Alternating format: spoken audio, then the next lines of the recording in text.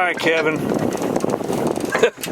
Been doing this for 26 years and doing fishing articles, and I've never seen a planer board that big in my life. So we're here on Lake Oconee. We're not up in Maryland or anywhere. So tell me, what is the deal? This is really cool to watch you set these baits out.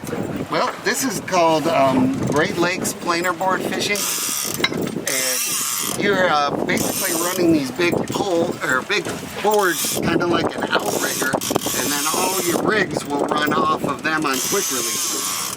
So it allows you to have a big presentation and drag over fish that would potentially be scared off by the boat.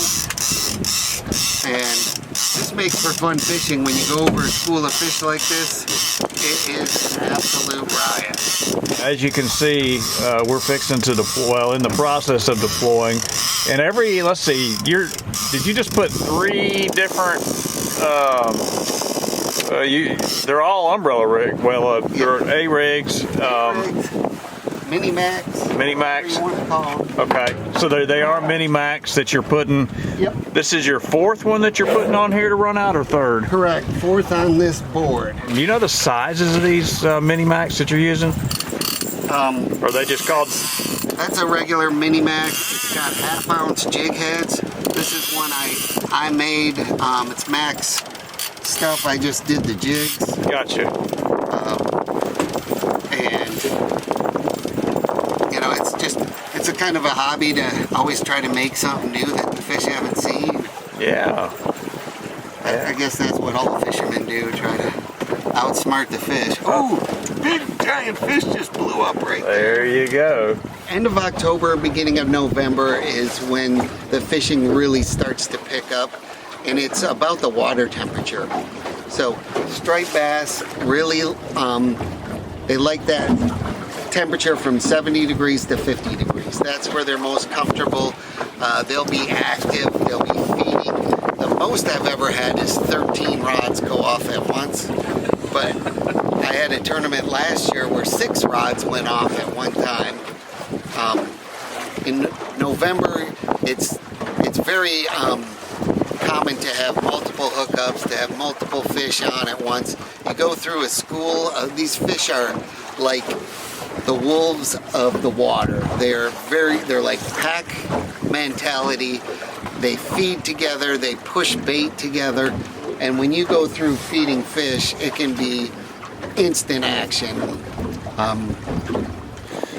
So what is it you like about these Mini-Max little mini umbrella rigs, Kevin? I like the fact that you don't have to check your bait.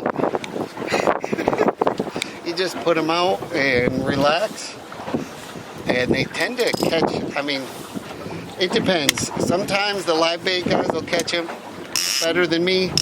Sometimes I'll outfish the live bait guys, at least numbers wise. Yeah, but you're fishing 20 to 1 rods too. I mean, yeah, that's all. Yeah.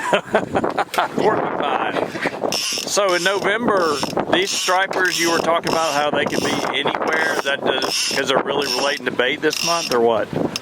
Correct. It's always relating to bait. And the bait this time of year just travels so much more than like dead of summer or dead of winter. Is that right?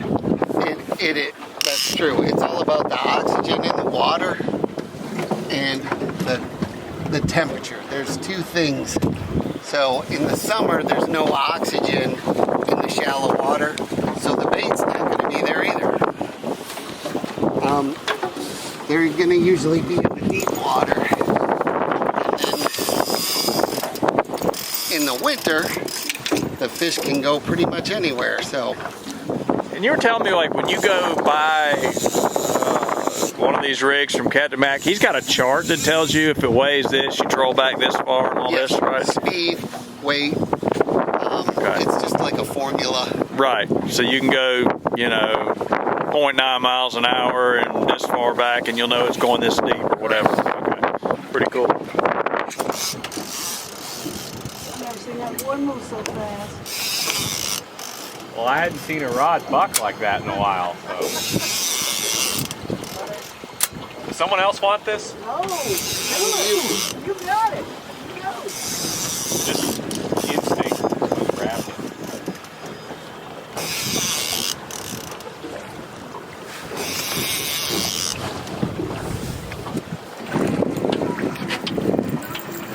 little better.